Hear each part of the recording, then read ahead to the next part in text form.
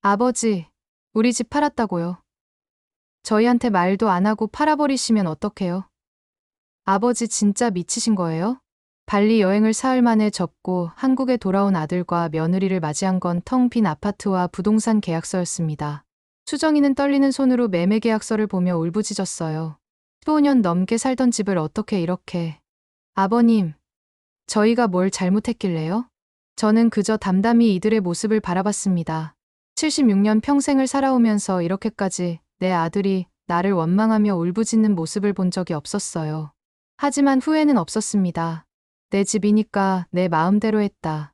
이제 너희들은 너희들 알아서 잘 살 거라. 아들과는 38년, 며느리와는 7년간 쌓아온 정이 이 한마디에 모든 감정을 날려보냈습니다. 도대체 무슨 일이 76세 국밥집 사장으로 하여금 이런 극단적인 결단을 내리게 했을까요? 그날로 돌아가서 이야기해보겠습니다. 이야기를 시작하기 전 영상 아래에 구독과 좋아요 눌러주세요. 여러분의 작은 응원이 저에게 큰 힘이 됩니다. 저는 평생을 국밥으로 살아왔습니다. 젊은 시절부터 새벽 4시면 어김없이 일어나서 육수를 우리고 고기를 삶고 김치를 담그며 하루를 시작했어요. 40년 넘게 운영했던 국밥집 태순에는 동네에서 꽤 유명했죠. 단골 손님들이 사장님 국밥 맛이 변하지 않아서 좋아요라고 하면 그게 제일 기뻤습니다. 아들 민호를 혼자 키우느라 정말 힘들었어요. 아내를 일찍 보내고 나서는 더더욱 그랬죠. 새벽부터 밤늦게까지 일하면서도 아들 뒷바라지만은 제대로 해주고 싶었거든요.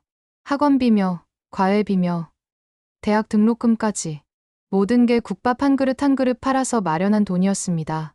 그렇게 고생해서 키운 아들이 이제는 38, 좋은 회사에 다니고 결혼해서 예쁜 아내까지 얻었어요. 며느리 수정이는 처음 봤을 때부터 참 똑똑하고 예의 바른 아이라고 생각했습니다. 아버님, 앞으로 잘 부탁드려요라며 깍듯하게 인사하던 모습이 지금도 기억나네요. 3년 전, 저는 국밥집 문을 닫았습니다. 나이도 나이고, 아들이, 아버지, 이제 쉬세요. 저희가 모실게요 라고 해서 말이에요. 그때는 정말 기뻤어요. 내가 고생해서 키운 아들이 이제 나를 돌봐주겠다고 하니 얼마나 뿌듯했는지 모릅니다. 아들 부부가 사는 서울 아파트로 올라와서 함께 살게 됐죠. 처음 몇 달은 정말 좋았어요. 손자 손녀는 없지만 아들 부부와 함께 사는 게 이렇게 행복할 수가 있나 싶었거든요. 아침마다 일찍 일어나서 국밥을 끓여줬습니다. 오랜 습관이라 새벽에 잠이 깨는 건 어쩔 수 없더라고요. 그럼 가만히 있을 수는 없잖아요. 그래서 아들 부부 아침 먹을 국밥을 정성스럽게 끓여놨죠. 민호야, 수정아, 국밥 끓여놨으니까 따뜻할 때 먹어라. 하지만 아들 부부의 반응은 늘 시큰둥했어요. 아버지, 저희는 토스트나 시리얼로 간단히 먹어요. 아침에 국밥은 좀 부담스러워요. 민호가 미안한 듯 말하면 저는 그럼 점심에라도 먹으라고 했죠. 하지만 점심도 저녁도 마찬가지였습니다. 아버지가 끓여주신 국밥이 맛없다는 게 아니에요. 다만 저희는 다른 음식을 먹고 싶어 해서. 수정이의 말에 저는 그냥 웃으며 그렇구나, 알겠다고 했어요. 젊은 사람들 입맛이 저와는 다를 수 있다고 생각했거든요. 하지만 마음 한구석이 허전했습니다. 40년 넘게 사람들이 맛있다, 또 올게요라며 찾아주던 그 국밥을 정작 제 아들과 며느리는 외면하고 있으니 말이에요. 그래도 참았어요. 아들 부부에게 부담 주고 싶지 않았거든요. 시간이 지날수록 집 안 분위기는 더 어색해졌습니다. 아들 부부는 늘 바쁘다며 일찍 나가서 늦게 들어왔고 저는 텅 빈 집에서 하루 종일 텔레비전만 보며 지냈어요. 가끔 동네 산책을 나가기도 했지만 시골과 달리 서울은 아는 사람이 없으니 금세 집으로 돌아오게 됐죠. 저녁에 아들 부부가 돌아오면 각자 방으로 들어가 버려요. 저는 거실에서 뉴스를 보고 아들 부부는 방에서 스마트폰을 보거나 각자 할 일을 하죠. 한 집에 살면서도 대화다운 대화를 나눈 게 언제였는지 기억이 안 날 정도였습니다. 그럼에도 저는 매일 새벽마다 국밥을 끓였어요.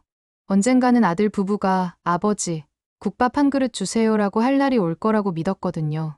40년 넘게 해온 일을 하루아침에 그만둘 수는 없더라고요. 그게 제가 아들 부부에게 해줄 수 있는 유일한 일이라고 생각했습니다. 하지만 그 믿음은 곧 깨지게 될 줄은 몰랐습니다. 그러던 어느 날, 제 칠순 생일이 다가왔습니다. 70년을 살아온 기념비적인 날이죠. 며칠 전부터 마음속으로 기대하고 있었어요. 혹시 아들 부부가 뭔가 준비해주지 않을까 하고 말이에요. 생일 당일 아침, 평소와 다름없이 새벽에 일어나 국밥을 끓였습니다. 오늘만큼은 아들 부부가 함께 아침을 먹어주지 않을까 싶었거든요. 민호야, 수정아, 아침 먹자. 오늘 특별한 날인데. 하지만 아들은 급하게 넥타이를 매며 아버지, 오늘 중요한 회의가 있어서 일찍 나가야 해요라고 했어요. 수정이도 저도 오늘 병원 진료 예약이 있어서요 라며 서둘러 나갔죠. 혹시 저녁에 뭔가 준비해놨나 싶어서 그럼 저녁에 함께 먹자고 했는데 아들은 오늘 회식이 있어서 늦을 것 같아요 라고 했어요. 그렇게 아들 부부는 급하게 나갔고 저는 혼자 남겨졌습니다. 그래도 마음 한편으로는 생각했어요. 분명히 깜짝 파티를 준비하고 있을 거야. 그래서 모르는 척하는 거겠지. 그런 기대를 품고 하루 종일 기다렸습니다. 오전 10시, 11시, 낮 12시. 시간은 계속 흘러갔지만 아무런 연락이 없었어요. 혹시 몰라서 휴대폰을 여러 번 확인했지만 문자 하나, 전화 한 통 없었죠. 그래도 저는 참았어요. 저녁에 올 때 뭔가 있을 거야 라고 스스로를 달랬습니다. 오후에는 직접 마트에 가서 장을 봤어요. 아들이 좋아하는 갈비찜 재료와 수정이가 즐겨 먹는 나물 반찬거리들을 샀죠. 칠순 생일이니까 조금 특별하게 차려보고 싶었거든요. 집에 돌아와서 정성스럽게 음식을 만들었습니다. 갈비찜을 푹 끓이고 나물을 무치고 평소보다 많은 반찬을 준비했어요. 오후 5시쯤 되니까 조금 불안해지기 시작했어요.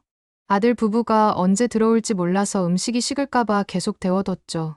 6시, 7시, 8시. 시간만 계속 흘러갔습니다. 9시가 되어서야 참을 수 없어서 아들에게 전화를 걸었어요. 민호야, 언제 들어와? 아버지. 회식이 길어져서요. 오늘은 좀 늦을 것 같아요. 오늘이 무슨 날인지 아니? 전화 너머로 잠깐 침묵이 흘렀어요. 그리고 민호가 당황한 목소리로 아버지 생일. 죄송해요. 회사 일이 너무 바빠서 깜빡했어요. 그 순간 가슴이 무너지는 느낌이었습니다. 깜빡했다고요? 아버지의 칠순 생일을 깜빡했다는 거예요. 그래도 목소리는 최대한 평정을 유지하려고 했어요. 괜찮다. 집에 와서 밥이나 먹자. 아버지, 정말 죄송해요. 내일 보상해드릴게요. 오늘은 정말 어쩔 수 없어서. 전화를 끊고 나서 허탈감이 몰려왔습니다. 그래도 수정이라도 기억하고 있을까 싶어서 며느리에게도 연락해봤어요. 수정아, 너라도 일찍 들어올 수 있니? 아버님, 죄송해요. 친구들과 약속이 있어서 늦을 것 같아요. 혹시 급한 일 있으세요? 급한 일이 있냐고 묻더라고요. 내 칠순 생일이 급한 일이 아니라는 말인가요? 그래도 아니다. 괜찮다고 했어요. 며느리까지 실망시키고 싶지 않았거든요. 10시가 넘어서까지 혼자 기다리다가 결국 포기했습니다. 정성껏 차린 음식들 앞에 촛불 하나를 켜고 혼자 앉았어요. 70번째 생일 촛불을 혼자서 불어야 한다니. 이렇게 쓸쓸할 수가 있나 싶었습니다. 생일 축하합니다. 박태수 씨. 스스로에게 생일 축하 인사를 건네고 촛불을 끄며 눈물을 참았어요. 이럴 때 아내가 있었다면 얼마나 좋았을까 하는 생각이 들었습니다. 혼자서 준비한 음식을 조금 먹다가 그만뒀어요. 아무래도 목이 메어서 넘어가지 않더라고요. 11시쯤 되어서 수정이가 먼저 들어왔어요. 거실에 앉아있는 저를 보더니 아버님, 아직 안 주무셨어요? 라고 하더라고요. 그래서 오늘이 무슨 날인지 아니? 라고 물었더니 수정이도 깜짝 놀라면서 아버님 생일. 정말 죄송해요.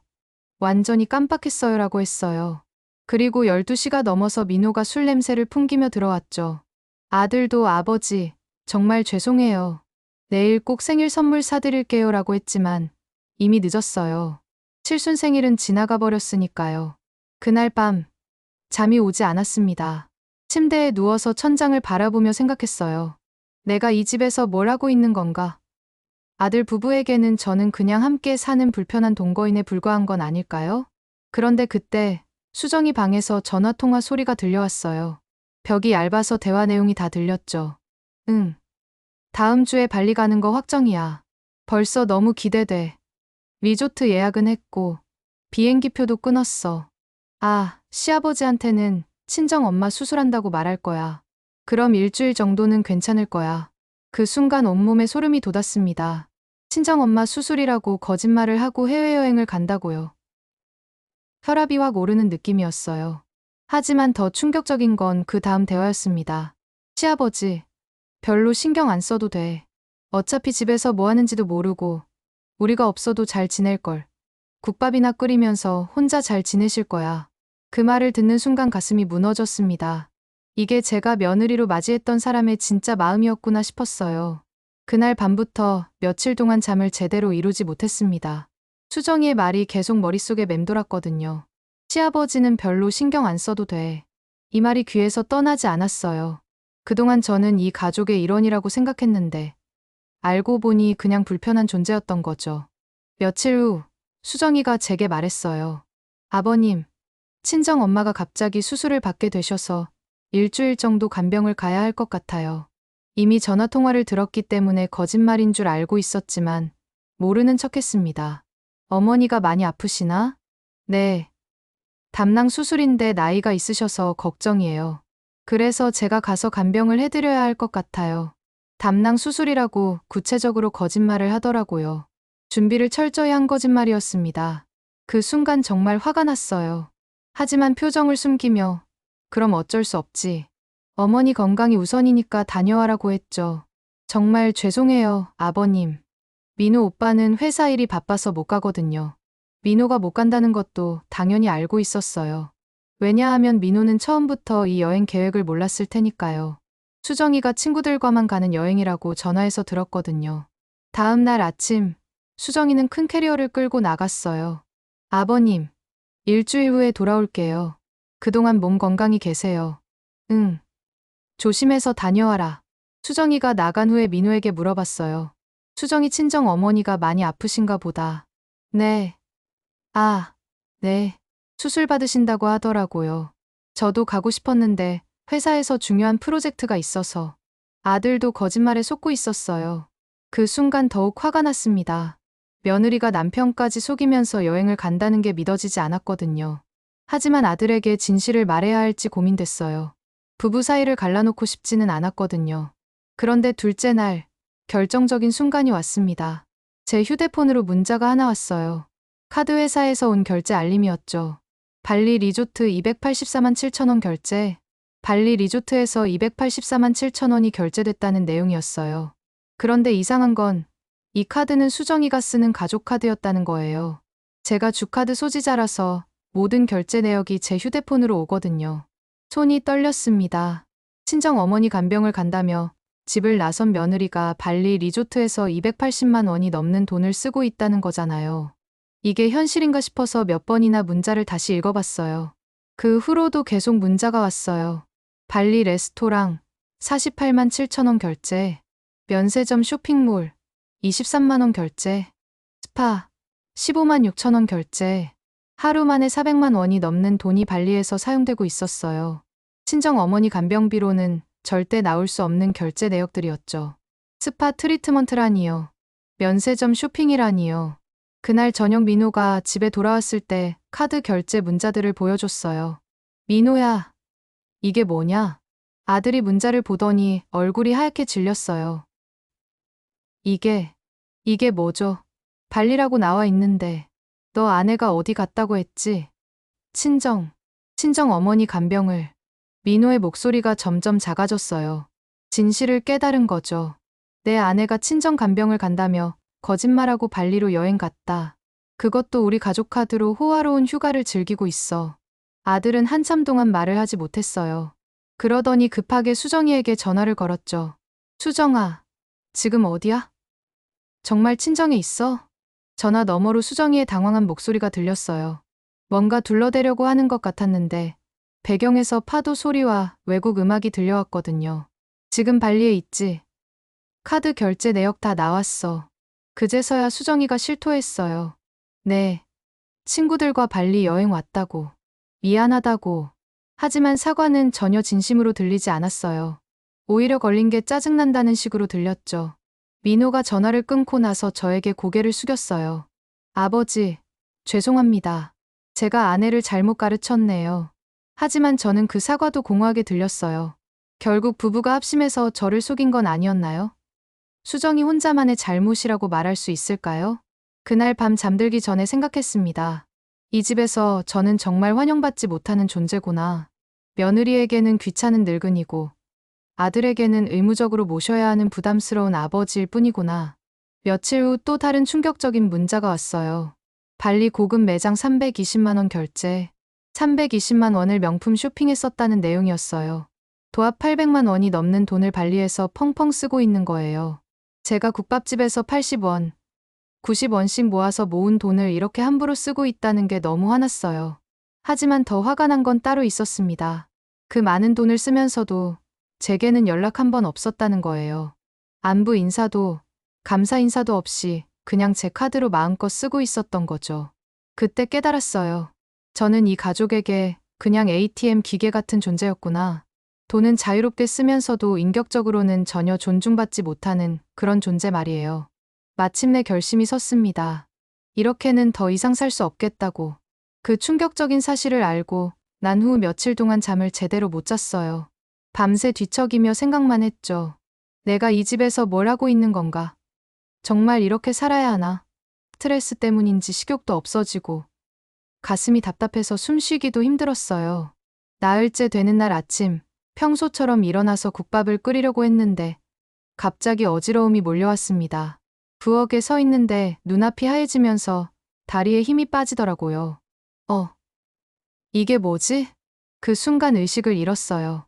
나중에 들으니 민호가 출근하려고 나오다가 부엌 바닥에 쓰러져 있는 저를 발견했다고 하더라고요.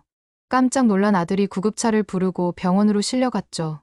응급실에서 깨어났을 때 의사가 여러 검사를 해야 한다고 했어요. 혈압이 많이 올라가 있고 심장에도 무리가 간 것 같다고 하더라고요.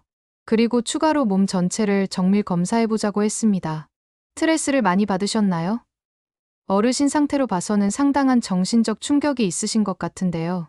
의사의 말에 민호가 당황하더라고요. 아버지, 무슨 스트레스 받으실 일이 있으셨어요? 하지만 저는 뭐라고 대답해야 할지 몰랐어요. 내 아내가 거짓말하고 여행 가서 내 카드로 800만 원을 썼다고 말할 수는 없잖아요. 검사 결과가 나오는데 이틀이 걸렸어요. 그 이틀 동안 민호는 병원에 와서 간병을 해줬죠.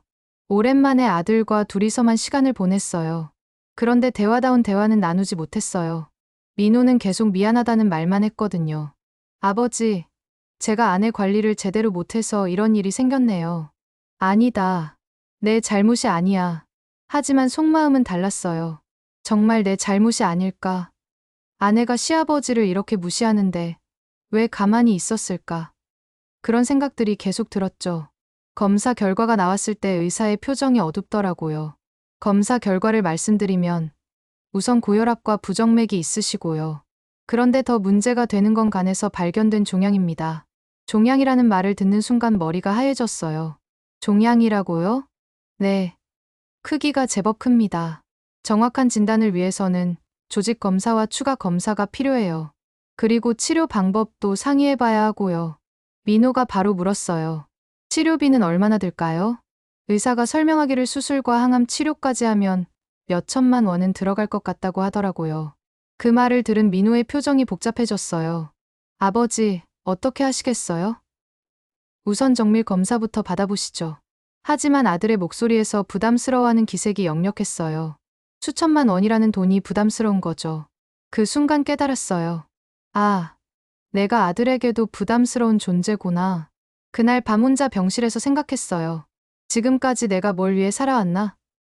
아들을 위해서 평생을 바쳤는데 정작 내가 아플 때는 치료비 걱정부터 하는구나. 며느리는 내 카드로 800만 원을 쓰면서도 미안해하지 않으면서 내 치료비로 몇 천만 원이 든다고 하니까 부담스러워하는구나. 다음 날 수정이가 발리에서 돌아왔어요. 병원에 와서는 아버님, 괜찮으세요? 정말 놀랐어요 라고 했지만 진심으로 걱정하는 것 같지는 않았어요. 오히려 치료비가 많이 든다니 걱정이네요 라는 말을 더 자주 했죠. 아버님, 치료받으시는 동안 간병은 어떻게 하시겠어요? 저는 직장도 있고 해서 간병도 부담스럽다는 뜻이었어요. 결국 간병인을 쓰자고 하더라고요. 간병인비도 하루에 10만 원씩 든다고 했어요.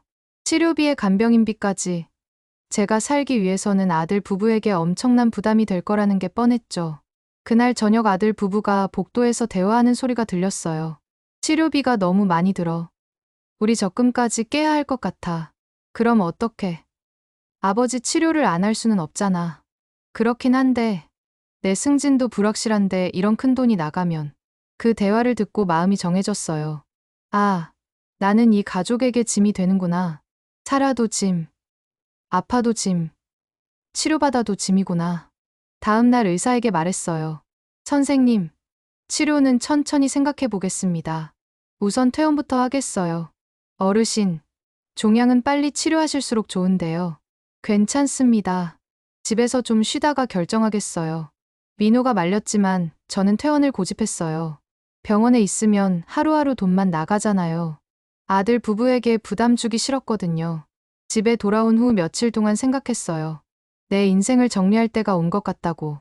아들 부부는 내가 없어도 잘 살 수 있을 거고, 오히려 내가 없으면 더 자유로워질 거라고 생각했죠. 그런데 놀라운 건 그런 생각을 하고 나니 마음이 오히려 편해졌다는 거예요. 이제 더 이상 아들 부부 눈치를 볼 필요도 없고, 환영받지 못하는 집에서 애쓸 필요도 없겠구나 싶었어요. 그때 결심했습니다. 내 남은 인생은 내가 하고 싶은 대로 살자고, 아들 부부에게 얽매이지 말고 내 진짜 삶을 찾아보자고 말이에요. 그리고 그 첫 번째 단계로 이 아파트를 팔기로 했습니다. 그 결심을 하고 나니 오히려 마음이 후련했어요. 더 이상 이 집에서 눈치 보며 살 필요가 없겠구나 싶었거든요. 하지만 아들 부부에게 미리 말하면 분명히 말릴 거라는 걸 알았어요. 그래서 조용히 진행하기로 했습니다. 퇴원한 지 3일째 되는 날, 아들 부부가 출근한 후에 근처 부동산에 갔어요. 사실 이 아파트는 제 명의예요. 아들이 결혼하면서 함께 살자고 해서 제가 국밥집 처분하고 번 돈으로 마련한 집이거든요. 그때는 아들 부부와 행복하게 살 수 있을 거라고 생각했는데 이렇게 될 줄은 몰랐죠. 부동산 사장이 저를 보더니 깜짝 놀라더라고요. 어르신, 정말 파시겠다는 거죠? 이 아파트 시세가 16억 정도 되는데 급하게 파시면 조금 손해볼 수도 있어요. 괜찮습니다. 빨리 팔고 싶어요. 혹시 가족분들은 아시나요? 갑자기 이런 결정을 하시면 제 집이니까 제가 알아서 합니다. 부동산 사장이 의아해하더라도 저는 단호했어요. 시세보다 5천만 원 정도 저렴하게 내놓으면 한 달 안에 팔릴 거라고 하더라고요. 그래서 바로 매물로 내놨습니다. 집에 돌아와서 짐을 정리하기 시작했어요. 76년 인생의 흔적들을 하나씩 들여다보니 감회가 새로웠죠. 젊은 시절 아내와 찍은 사진들, 아들 어릴 때 상장들, 국밥집에서 쓰던 오래된 국자와 그릇들, 특히 아내의 유품들을 정리할 때는 눈물이 났어요. 여보, 미안해. 우리 아들을 잘못 키웠나 봐. 당신이 살아있었다면 이렇게 되지는 않았을 텐데. 혼자서 중얼거리며 짐을 정리했죠. 며칠 후 부동산에서 연락이 왔어요. 벌써 관심 있는 구매자가 나타났다고 하더라고요. 역시 시세보다 싸게 내놓으니까 금세 관심을 보이는 거였어요. 어르신, 구매자가 다음 주에 계약하고 싶어 하는데 괜찮으세요? 좋습니다. 빨리 진행해 주세요. 그런데 문제는 아들 부부가 아직 모른다는 거였어요. 계약 전에는 말해야 할 것 같아서 고민이 됐죠. 하지만 말하면 분명히 반대할 게 뻔했어요. 그래서 계획을 세웠습니다. 때마침 수정이가 또 어딘가 놀러 간다고 하더라고요. 이번에는 친구들과 부산 여행이라고 했는데 진짜인지 거짓말인지 모르겠더라고요. 이미 한 번 속은 일이 있어서 믿기가 힘들었거든요. 아버님, 이번 주말에 친구들과 부산 가는데 월요일에 돌아올게요. 그래. 조심해서 다녀와라. 마침 민호도 회사에서 중국 출장이 있다고 했어요.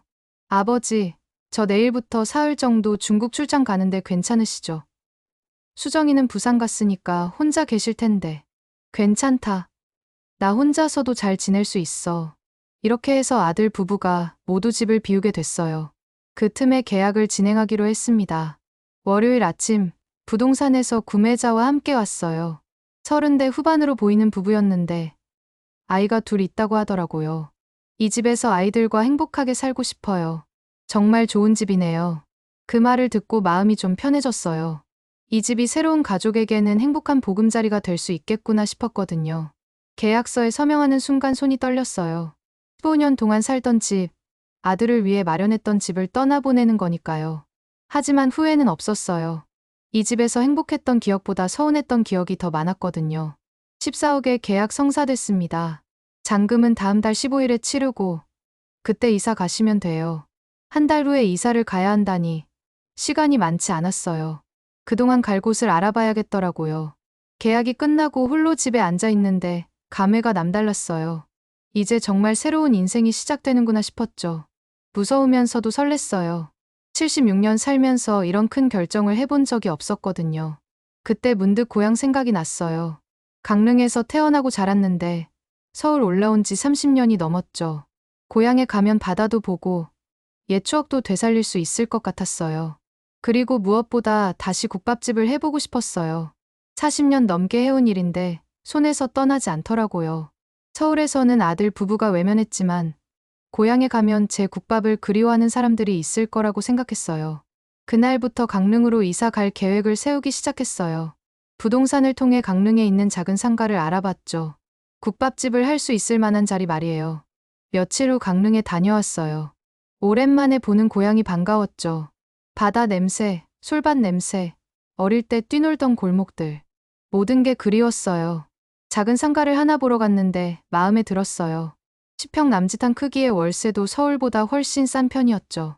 주변에 아파트 단지들이 많아서 손님도 적지 않을 것 같았어요. 이 자리로 하겠습니다. 바로 계약을 했어요.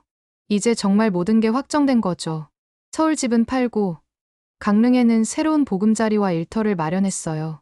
서울로 돌아오는 기차 안에서 생각했어요.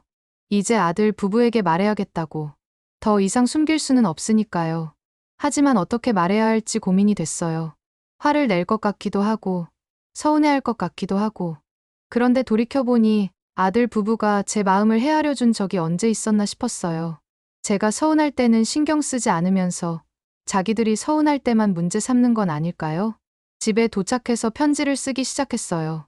말로는 제대로 전달하지 못할 것 같아서 편지로 마음을 정리해보기로 했거든요. 편지를 다 쓰고 나니 마음이 한결 가벼워졌어요. 이제 정말 새로운 시작을 할 수 있겠다는 생각이 들었거든요. 아들 부부가 출장과 여행에서 돌아오기 전에 강릉으로 내려가기로 했습니다. 짐은 많지 않았어요. 꼭 필요한 옷가지와 아내 사진, 그리고 국밥집 할 때 쓰던 오래된 국자 몇 개만 챙겼죠. 나머지는 모두 두고 갔어요. 새 출발에는 새로운 것들이 필요하다고 생각했거든요. 강릉행 기차에 몸을 맡기고 있는데 정말 오랜만에 마음이 편했어요. 더 이상 누군가 눈치를 볼 필요도 없고 환영받지 못하는 곳에서 애쓸 필요도 없으니까요. 강릉역에 도착합니다. 방송을 듣는 순간 가슴이 벅찼어요. 30년 만에 돌아온 고향이었거든요. 역에서 나오니 바다 냄새가 코끝을 스쳤어요. 이 냄새, 이 공기, 모든 게 그리웠어요. 임시로 여관에 짐을 풀고 상가로 갔어요. 계약한 자리를 보니 생각보다 괜찮더라고요. 조금 손보면 국밥집으로 쓰기에 충분했어요. 그 다음 날부터 본격적으로 준비했습니다. 인테리어 업체를 불러서 간단하게 수리하고 주방 기구들을 새로 장만했어요. 오랜만에 하는 일이라 설렜죠. 사장님, 국밥집 하실 거예요? 이 동네에 국밥집이 없어서 아쉬웠는데 잘 됐네요. 인테리어 하시는 분이 반가워하더라고요. 주변에 직장인들과 학생들이 많은데 제대로 된 국밥집이 없었다고 하셨거든요. 일주일 후 드디어 태순의 국밥이라는 간판을 달았어요. 서울에서 했던 것과 같은 이름이었죠. 간판을 보니 마치 시간이 거꾸로 흐르는 것 같았어요. 개업 준비를 하면서 옛날 국밥 끓이던 솜씨가 다시 돌아왔어요. 새벽 4시에 일어나서 사고를 우리고 고기를 삶고 김치를 담그고 몸은 기억하고 있더라고요. 드디어 개업하는 날이었어요. 첫 손님이 올까 걱정했는데 문을 열자마자 근처 공사장 아저씨들이 들어왔어요. 사장님, 국밥 하나 주세요. 네, 금방 해드릴게요. 오랜만에 손님에게 국밥을 내어드리는 순간 가슴이 뛰었어요. 이거였어요. 제가 진짜 하고 싶었던 일이 바로 이거였어요. 와, 이 맛이야. 사장님, 국물이 정말 진해요. 어디서 배우셨어요? 40년 넘게 해온 일이에요. 그럼 그렇지. 이런 깊은 맛이 하루아침에 나오겠어요? 그 말을 들으니 가슴이 뭉클했어요. 서울에서는 아무도 인정해주지 않았던 제 솜씨를 여기서는 진심으로 좋아해 주시더라고요. 첫날부터 손님이 제법 왔어요. 소문이 빠르게 퍼진 거죠. 둘째 날에는 더 많은 손님이 왔고 사흘째에는 줄을 서서 기다리는 손님도 있었어요. 사장님, 여기 국밥 정말 맛있다고 소문났어요. 제가 서울에서 먹던 국밥보다 훨씬 맛있어요. 고맙습니다. 정성껏 끓인 보람이 있네요. 일주일이 지나니 단골 손님들이 생겼어요. 매일 아침 출근길에 들르는 회사원, 점심때마다 오는 학생들, 저녁에 술 한잔하러 오는 어르신들. 모두가 제 국밥을 좋아해 주셨어요. 사장님, 여기 올 때마다 기분이 좋아져요. 국밥도 맛있지만 사장님이 정말 친절하세요. 손님이 맛있게 드셔주시니까 제가 더 고맙죠. 이런 대화를 나누는 게 얼마나 행복한지 몰랐어요. 서울에서는 아들 부부와 이런 따뜻한 대화를 나눈 적이 언제였나 싶었거든요. 한 달 후에는 완전히 자리를 잡았어요. 하루 매출이 제법 나왔고, 무엇보다 손님들이 진심으로 좋아해 주셨어요. 사장님, 어디서 사셨어요? 혹시 이 근처에 계세요? 네. 바닷가 근처 원룸에서 살고 있어요. 홀로 계세요? 가족은 서울에 계시고요? 그런 질문을 받을 때마다 복잡했어요. 가족이 있긴 하지만 진짜 가족 같지 않았던 사람들이었거든요. 매일 새벽에 일어나서 국밥을 끓이고 손님들을 맞이하고 저녁에는 내일 준비를 하는 일상이 너무 좋았어요. 물론 몸은 힘들었지만 마음은 충만했거든요. 그런데 문제가 하나 있었어요. 건강이 점점 나빠지고 있었다는 거예요. 병원에서 종양을 발견했다고 했는데 그 후로 치료를 제대로 받지 않고 있었거든요. 가끔 어지러울 때가 있었고 피곤함도 심해졌어요. 하지만 참았어요. 지금이 너무 행복해서 병원 갈 생각을 할 수가 없었거든요. 사장님, 안색이 좀 안 좋아 보이는데 괜찮으세요? 단골 손님이 걱정해 주시기도 했어요. 하지만 괜찮습니다. 조금 피곤할 뿐이에요 라고 했죠. 어느 날 밤, 혼자 정리를 하고 있는데 갑자기 현기증이 심하게 왔어요. 잠깐 쓰러질 뻔했지만 참았어요. 아직은 쓰러질 수 없었거든요. 이제 막 새로운 인생을 시작했는데 포기할 수는 없었어요. 그날 밤 원룸에 돌아와서 거울을 보니 많이 야위었더라고요. 한 달 만에 살이 많이 빠진 게 눈에 보였어요. 하지만 후회는 없었어요. 이렇게 살아보고 싶었거든요. 그때 문득 아들 부부 생각이 났어요. 지금쯤 집에 돌아와서 제가 없어진 걸 알았을까요? 제 편지를 읽고 어떤 기분일까요? 화가 났을까요? 아니면 서운했을까요? 하지만 상관없었어요. 이제 저는 제 인생을 살고 있었으니까요. 누군가의 눈치를 보지 않고 제가 하고 싶은 일을 하면서 말이에요. 그런데 그 평온한 일상이 곧 깨어질 줄은 몰랐습니다. 강릉에서 국밥집을 연 지 한 달 반이 지난 어느 날이었어요. 평소처럼 손님들을 맞이하고 있는데 갑자기 휴대폰이 울렸어요. 민호에게서 온 전화였죠. 발리 여행 사건 이후로 처음 받는 연락이었어요. 아버지, 도대체 어디 계세요? 집에 아무도 없고 짐도 다 없어졌어요. 목소리가 다급했어요. 아마 출장에서 돌아와서 빈집을 발견했나 보더라고요. 강릉에 있다. 강릉이요. 왜 갑자기 강릉에 가셨어요? 그리고 집은 왜 이렇게 텅 비어 있어요?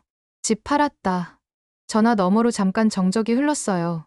그리고 민호가 거의 소리를 지르듯 말했어요. 집을 팔았다고요? 저희한테 말도 안 하고요?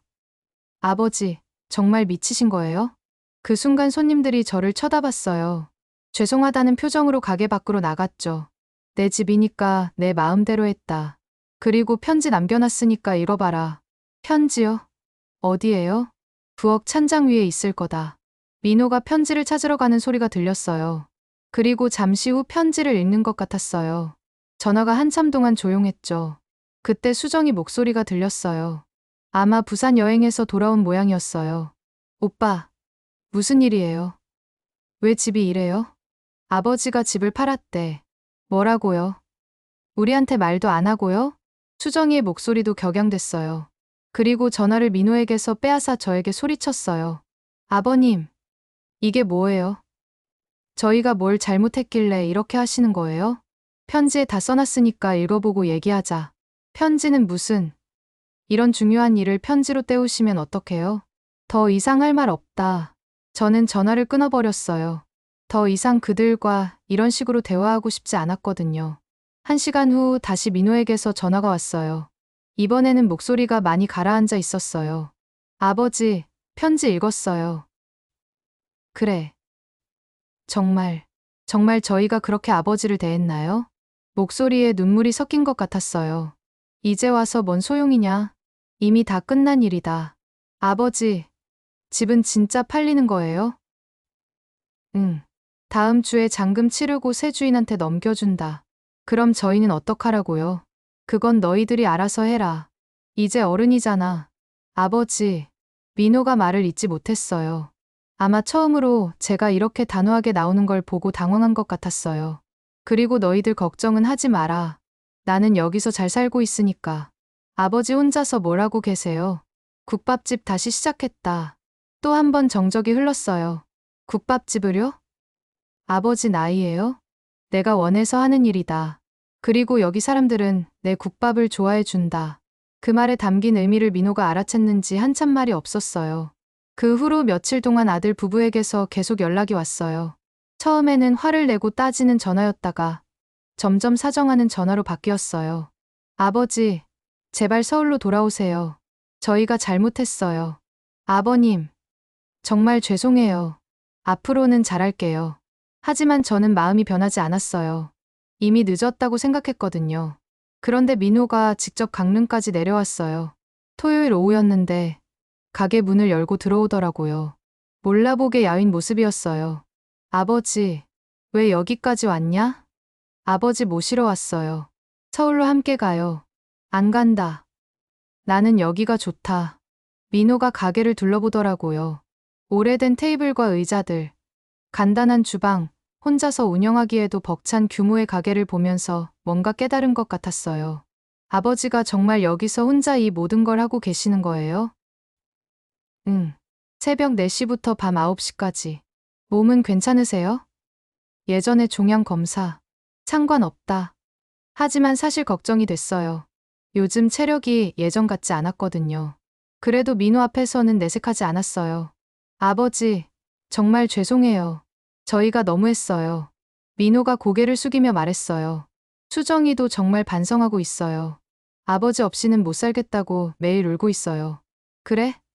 발리 여행 갔을 때는 나 없어도 잘 살겠다고 하던데. 아버지, 됐다. 이제 와서 뭘 해도 소용없어. 나는 내 길 가겠다. 민호가 1시간 넘게 붙잡고 사정했지만 저는 마음을 바꾸지 않았어요. 결국 민호는 울면서 돌아갔어요. 그날 밤 혼자 가게 정리를 하면서 생각해봤어요. 내가 너무 냉정한 건 아닐까. 하지만 이미 상처받은 마음이 쉽게 치유되지 않았어요.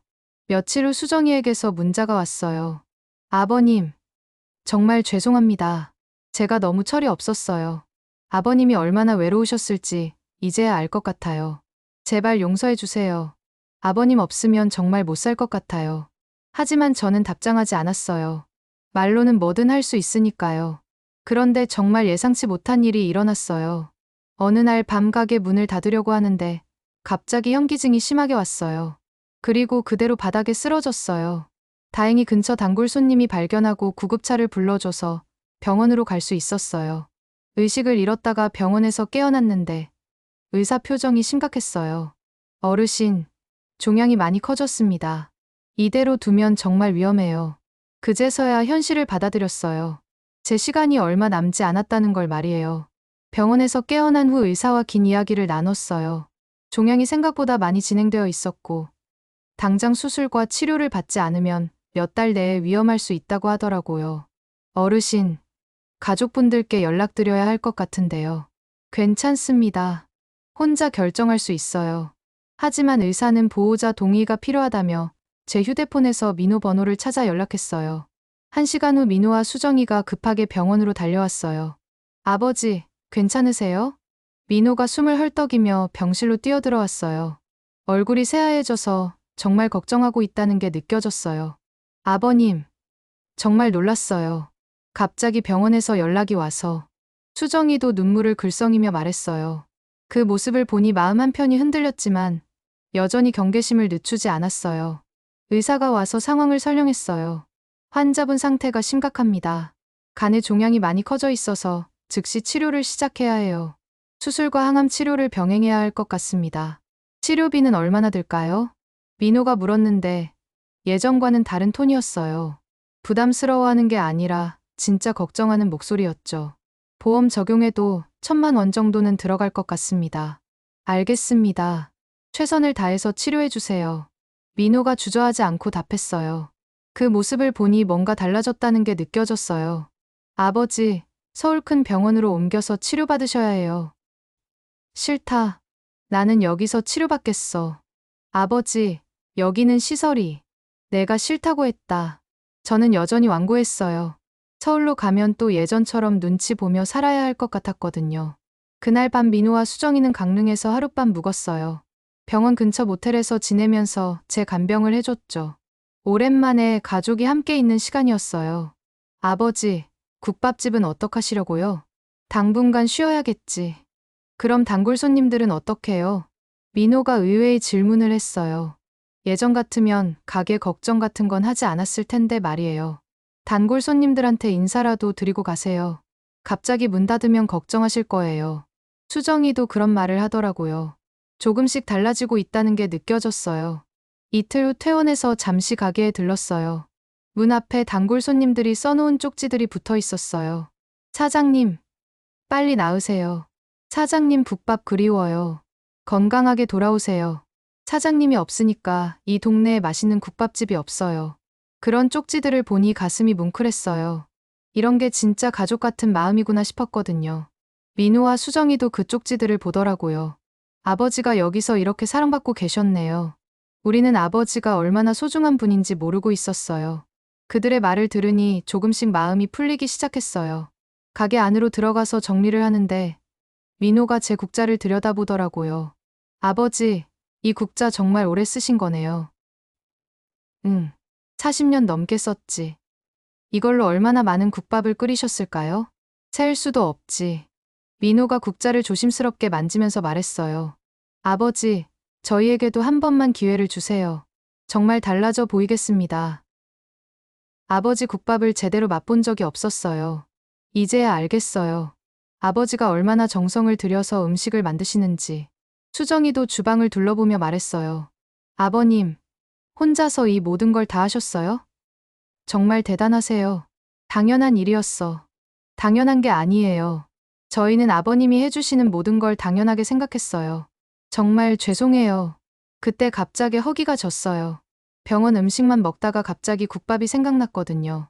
국밥 한 그릇 끓여볼까? 아버지, 몸이 안 좋으신데. 괜찮다.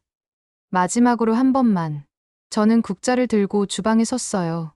익숙한 손놀림으로 육수를 우리고 고기를 썰고 파를 송송 썰었어요. 민호와 수정이가 신기한 듯 지켜봤어요. 와, 정말 능숙하세요. 40년 하면 몸이 기억하지. 국밥이 완성됐어요. 진한 육수에서 김이 모락모락 올라왔죠. 새 그릇을 상에 놓고 우리는 마주 앉았어요. 자, 먹어봐라. 민호가 첫 숟가락을 뜨더니 눈을 크게 떴어요. 이게 아버지 국밥 맛이구나. 수정이도 국물을 한 모금 마시더니 눈물을 글썽였어요. 정말 맛있어요. 이런 깊은 맛이 있었네요. 왜 이제야 먹어보냐? 저희가 바보였어요. 이런 맛있는 걸 매일 해주셨는데. 우리는 말없이 국밥을 먹었어요. 오랜만에 가족이 함께하는 식사였죠. 그 순간 마음속 얼음이 조금씩 녹는 게 느껴졌어요. 아버지. 응. 서울로 함께 가요. 이번에는 정말 달라질게요. 아버지 국밥도 매일 먹을게요. 그리고 아버지 말씀도 잘 들을게요. 수정이도 눈물을 닦으며 말했어요. 아버님, 저도 정말 반성하고 있어요. 앞으로는 진짜 딸처럼 모실게요. 국밥을 다 먹고 나니 마음이 한결 가벼워졌어요. 이게 바로 음식이 가진 힘이구나 싶었어요. 미움도, 서운함도 따뜻한 국밥 한 그릇 앞에서는 작아지는 거였어요. 그럼, 서울에서 치료받아 보자. 정말요? 응. 하지만 조건이 있어. 네. 뭐든지요. 앞으로는 서로 솔직하게 지내자. 거짓말하지 말고, 눈치 보지도 말고. 약속할게요. 그리고 나도 너희들한테 서운한 티 내지 않을 테니까. 너희들도 나한테 부담스러워하지 마라. 민호와 수정이가 고개를 끄덕였어요. 그렇게 우리는 다시 가족이 되었습니다. 국밥 한 그릇이 만들어낸 기적이었어요. 서울로 올라가는 기차 안에서 창밖을 바라보며 생각했어요. 이제 남은 시간이 얼마나 될지 모르지만 가족과 함께 보낼 수 있게 되어서 다행이라고. 그리고 무엇보다 제 국밥을 진심으로 맛있다고 해주는 사람들이 있다는 것만으로도 충분히 행복하다고 말이에요. 때로는 멀리 떠나봐야 소중한 것의 진짜 가치를 알게 되는 법이죠. 저희 가족이 바로 그랬어요. 서로를 잃어봐야 얼마나 소중한 존재인지 깨달을 수 있었던 거예요. 지금 저는 서울에서 치료를 받으며 아들 부부와 함께 살고 있습니다. 매일 아침 국밥을 끓여주고 아들 부부도 맛있게 먹어줘요. 수정이는 이제 진짜 딸 같고 민호는 정말 효자가 됐어요. 물론 제 건강이 완전히 나아진 건 아니에요. 하지만 사랑하는 가족들과 함께하는 매일이 감사하고 행복해요. 그리고 언젠가는 강릉에 다시 내려가서 국밥집을 열고 싶다는 꿈도 있어요. 이번에는 아들 부부와 함께 말이에요. 여러분도 가족과 작은 일로 서운해하고 계신다면 한 번쯤 마음을 열고 대화해보세요. 따뜻한 밥 한 그릇을 함께 먹으면서 말이에요. 분명히 서로의 마음을 이해할 수 있을 거예요. 여러분, 오늘 76세 태수 아버지의 이야기 어떠셨나요? 때로는 멀리 떠나봐야 소중한 것의 진짜 가치를 알게 되는 법입니다. 가족이란 이름으로 서로를 당연하게 생각하며 살아가던 우리 모두에게 깊은 울림을 주는 이야기였죠. 앞으로도 진짜 인생 이야기, 진한 감동과 삶의 지혜가 담긴 순간들을 전해드릴 환갑 오디오가 함께하겠습니다. 영상이 마음에 드셨다면 구독과 좋아요 버튼을 꼭 눌러주세요. 알림 설정까지 해두시면 더 많은 삶의 이야기와 따뜻한 감동을 가장 먼저 받아보실 수 있습니다. 국밥 한 그릇에 담긴 사랑처럼 따뜻한 마음으로 10년은 더 젊게, 20년은 더 행복하게 사는 그날까지 환갑 오디오였습니다. 감사합니다.